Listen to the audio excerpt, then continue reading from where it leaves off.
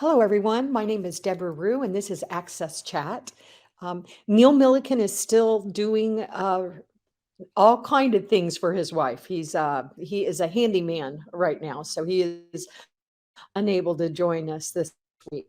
And I have my wonderful partner Antonio Santos here, and we're really excited about featuring Jodie Greer, who's actually been on the show before. But I believe, Jodie, haven't you been on before? I haven't actually. This is my first time I've managed to link up on Access Chat. Oh, yay. Well, Jody, tell us about your experience in the field. And because I know you were with Shell, but now you're a consultant and you're doing really amazing work. So tell us more about what you're doing and who you are. And also, Jody, let me remember to do a visual description. If anybody's not watching that or you can't see the video, I'm um a white woman with gray and purple hair, and I'm wearing blue glasses today with some jeans and a sort of bluish shirt. So over to you, Jody. Thanks, Deborah. Um, my visual description is going to sound strangely like Deborah's because I'm also wearing blue rimmed glasses. I do actually have purple hair, but it's tied back, so you can't actually see it very well anyway. And I've got a black V-neck jumper on, t-shirt even. It's quite warm. Um, so yeah, about me. So I'll try and make it as brief as possible because I do love to chat. Everybody knows this.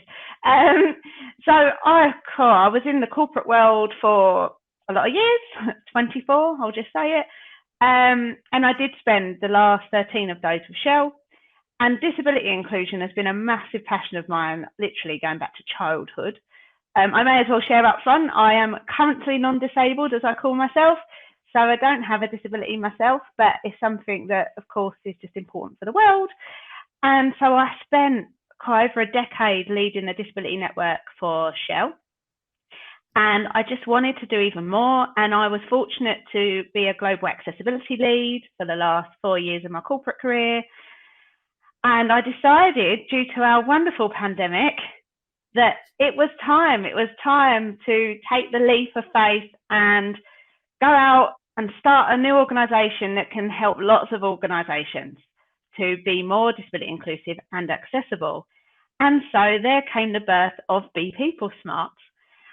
And so we literally support organisations around the world to be disability inclusive and accessible, as I say, but right from strategic planning and roadmaps to educating their staff to policy setting and auditing digital solutions and also their physical premises. So it really does vary, which is what's kind of exciting.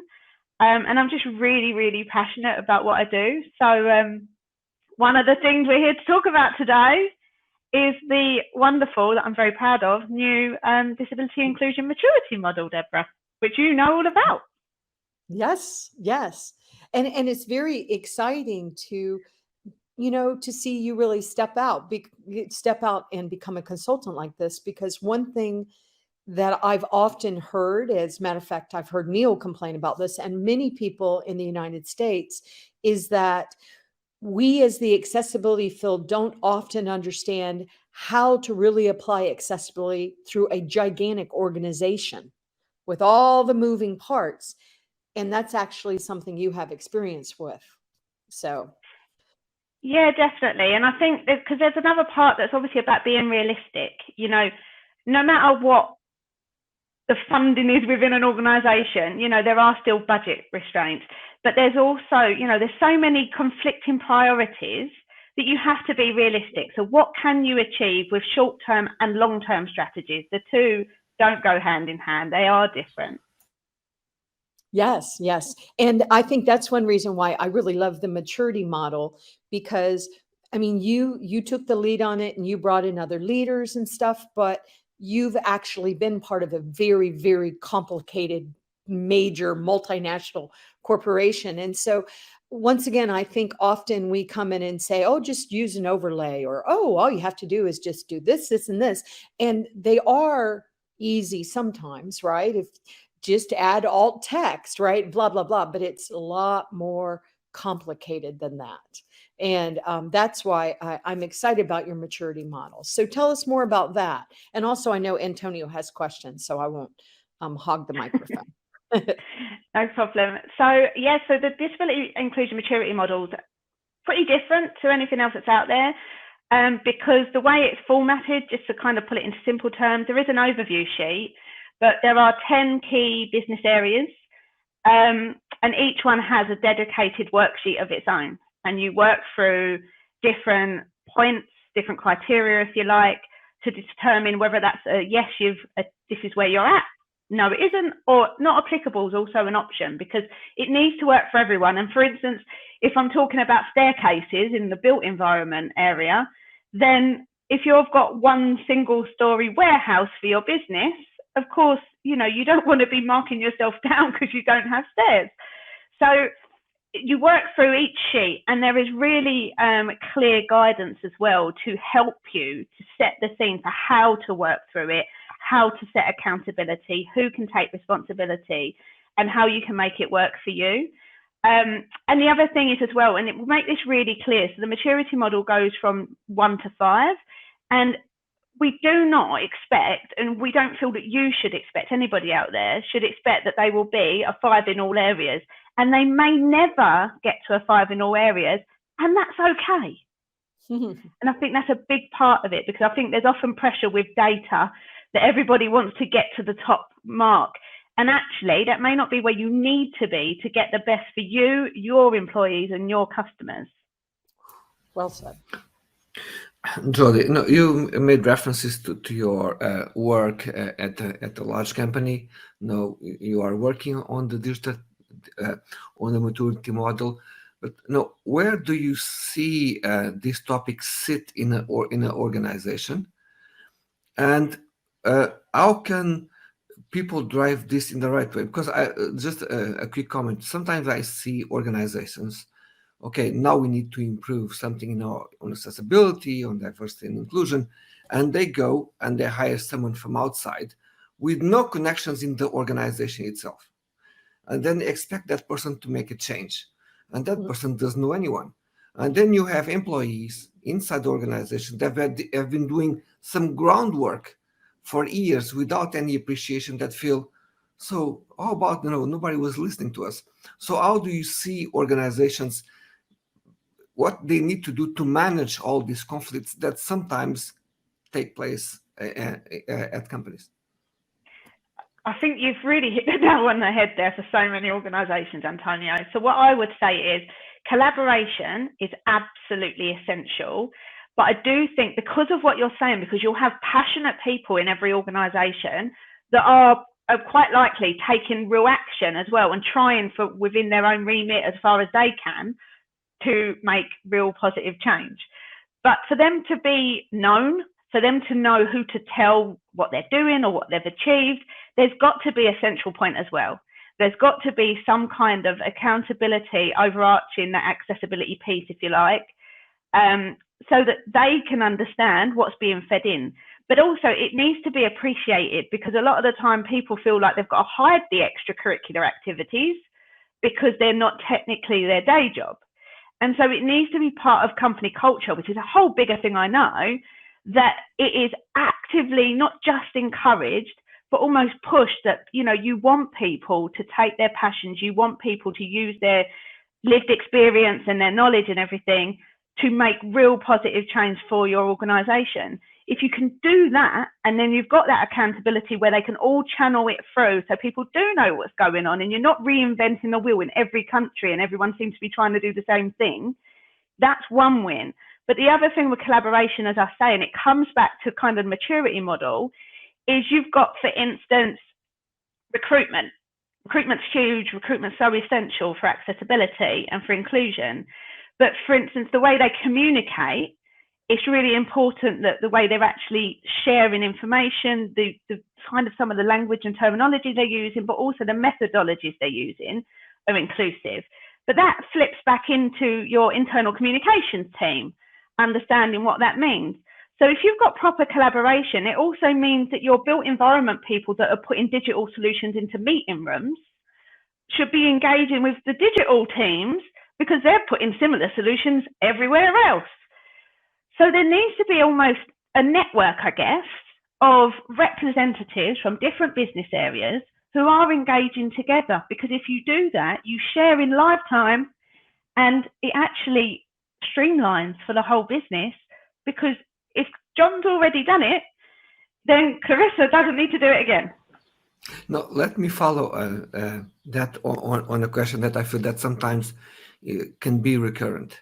Is that an organization, they do that, let's say, at their HQ. So they do all these events, parties, movements, takes pictures where they are proud of what they are doing. At the same time, the same employee somewhere in another office in another country say, "What's going on here? We don't have any of that. How can we find ways where we move forward, but we don't create disappointments with people that work in the organization, in different places, different regions?" Yeah, I think that's actually really important, and that's where equity comes in, right? And it's about appreciating all of your employees and not prioritizing some sort of postcode lottery.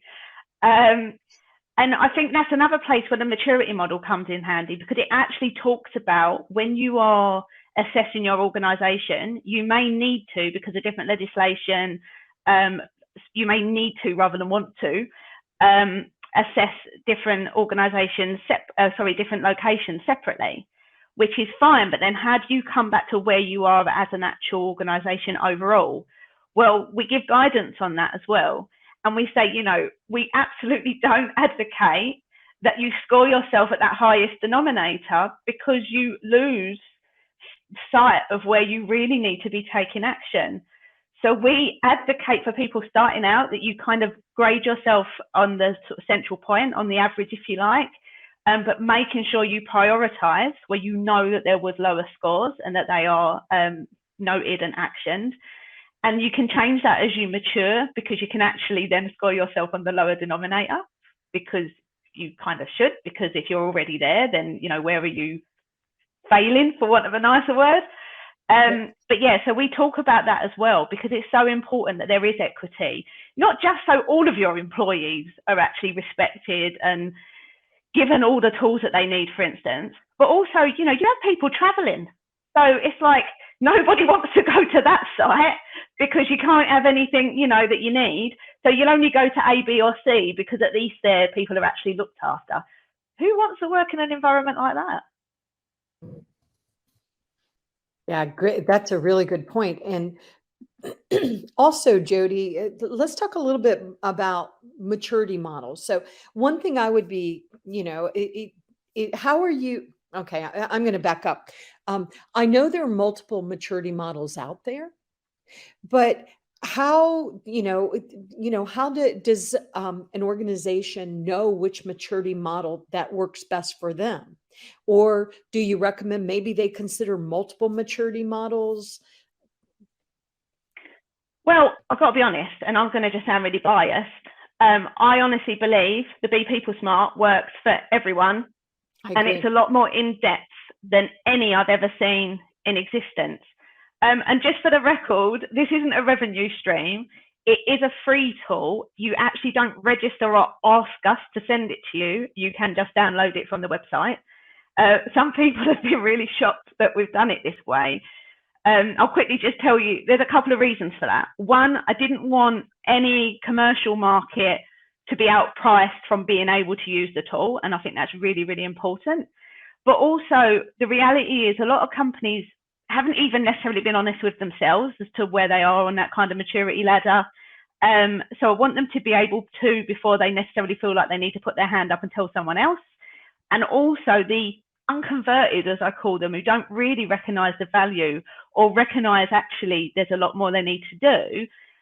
I didn't want there to be a barrier of cost, or even someone feel like they're sort of signing their life away and giving you all their details before they've been able to identify those gaps.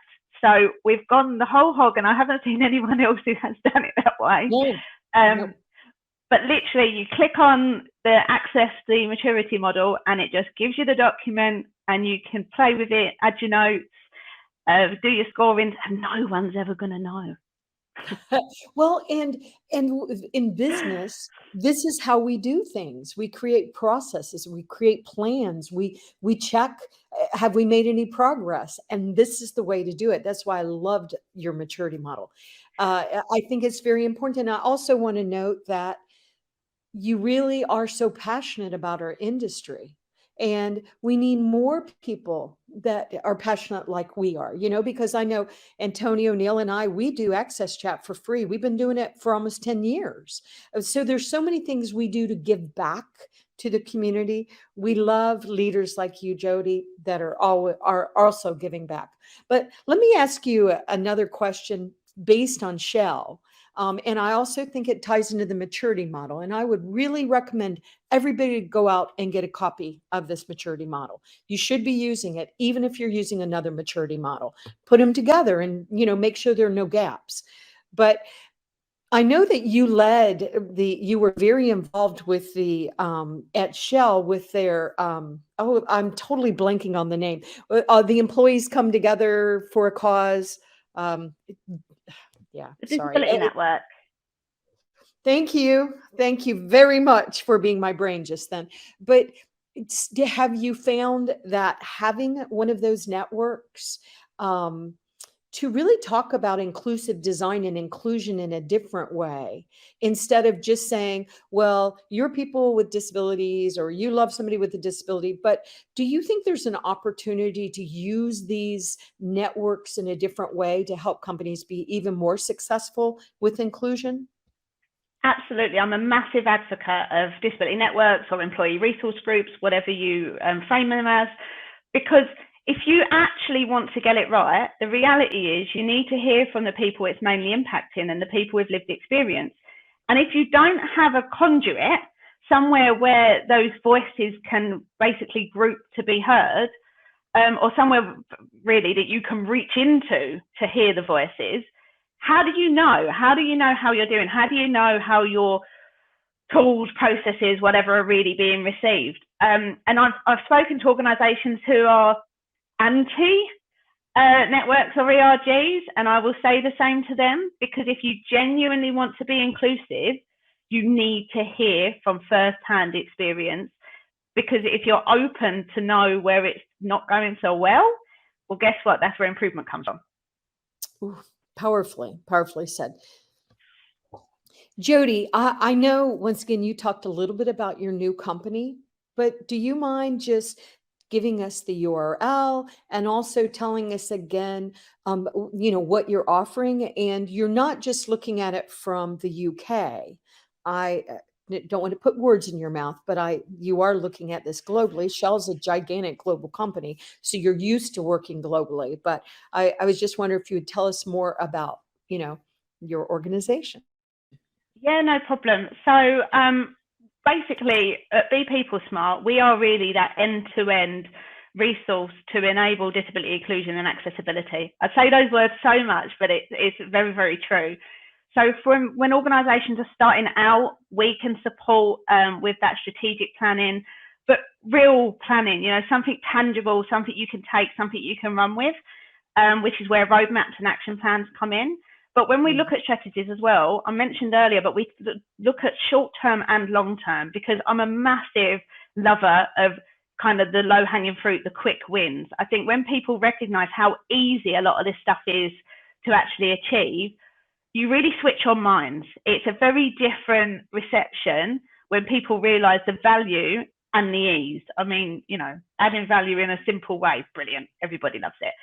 So that's the kind of part of the thing with the short-term strategy. But also, and this comes back to the kind of corporate experience, I guess, but it is about it working with your ways of working, because every structure, every other, methodology, you've got to be able to work in tandem. That doesn't mean not changing ways of working, because sometimes that's essential, but it is about making sure it works within an organisation. So we do that. But we also then come in, because there's no point you just filling your intranet up with lots of documents. People need to understand what you're actually asking them to do. How do they deliver against those requirements? And that's where the education comes in. So that's things like inclusive communication, disability confidence, unconscious bias. Certainly with recruitment, I keep probably talking about recruitment, but it's such a massive area that we need to see so much improvement in. So that's one of the pieces, is about that education. And then there is linked to that, I guess, and also linked to the strategies, is the policy writing. So we support and we actually produce policies and standards around things like digital accessibility, inclusive communication, recruitment, learning and development, procurement and supply partners, all of that kind of work in practice. How do we actually make it so that you are genuinely inclusive, and that you are making sure that your tools and your services are accessible to all of your employees and all of your customers? So really, we're just there as a kind of one-stop shop to help everyone get to where we'd love to see you be. So, Jodie, on this journey, we need to look at employees almost not necessarily as customers, but at least almost with a similar angle as customers or as internal citizens. And how do we make sure that the solutions and the content that we make available for them to read, for them to get information, is also accessible in a way that is easy to understand, easy to read, that they don't need to spend hours and hours to understand the policy? How we make sure that, or we need to ask them to attend the webinar to understand the policy? What we need to do to succeed in communicating with employees? So I always encourage companies to have an accessible communications standard or policy, but also to make sure that that is backed up with education, not just for communications professionals, but for everyone. So everybody needs to understand what that looks like. But it's also important because, especially larger organizations, they love a template and they love a branded, I don't know, PowerPoint slide that you can just add a little bit to. So anything that you're actually asking your employees to make use of for their communications has to start by being accessible. And any guidance you're giving for them to actually, adjust that so that it's on brand also needs to keep it on accessibility. So for me, it really is about information and education. I think if you get that out there and you build that into the way your organization actually communicates overall, one size can almost fit all. I always say almost because there's always a difference, but one size can almost fit all, and you only have to do it once. Great point. Great point. Something I do need to add, actually, talking about the maturity model, especially because Deborah's here, because I realised I didn't say it. So it wasn't just a Jodie brain dump. We had a global professional review panel, as I called them. Doesn't roll off the tongue, I know.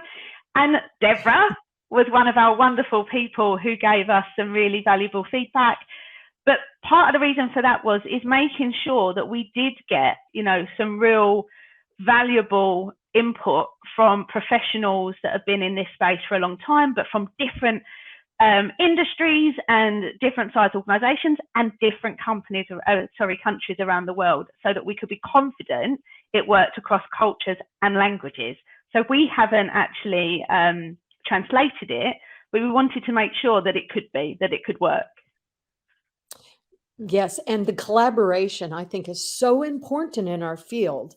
And I also want to say that Jodie really did do the lion's share of this, and it was a lot of effort.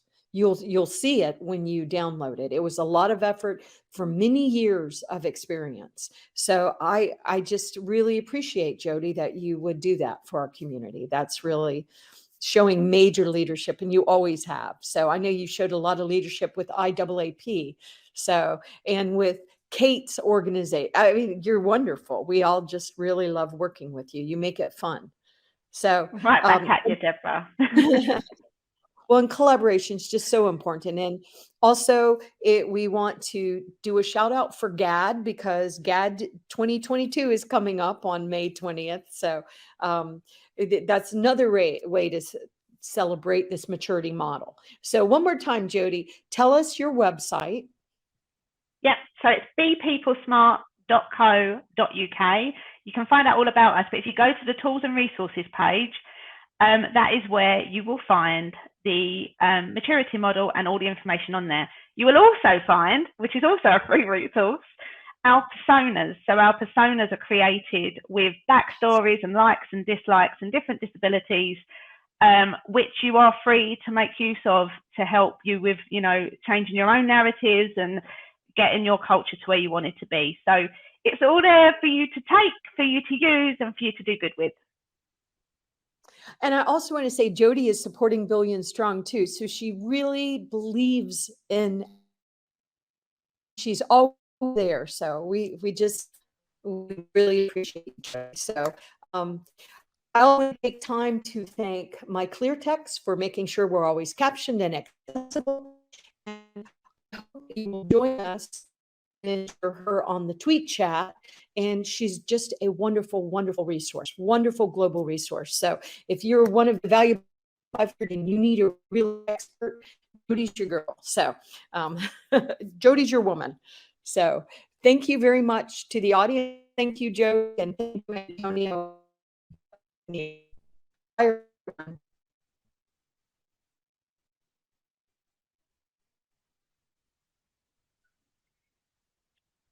So thank you very much from me. It's been an absolute pleasure. Thank you, Deborah, for just being fabulous as always. And thank you to Antonio. Yeah, it's great to be invited and it's great to be able to share. And I really hope that people have taken something from it. So take care.